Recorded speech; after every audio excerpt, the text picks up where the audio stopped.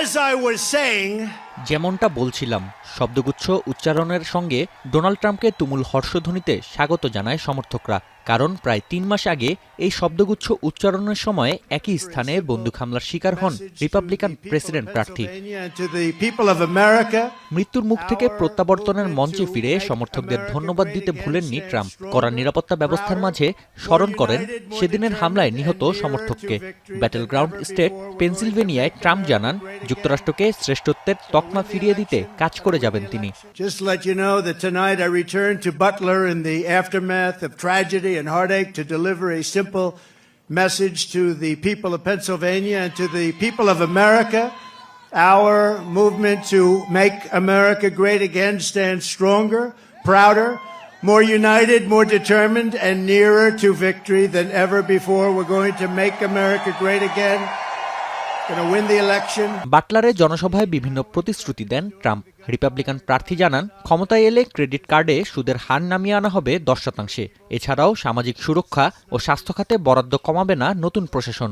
And while working Americans catch up, we're going to put a temporary cap on the credit card interest rates at 10%. People are paying 28% interest, 25% interest. I will always protect Social Security and Medicare with no cuts. We're not going to do anything with Social Security, but they're going to destroy.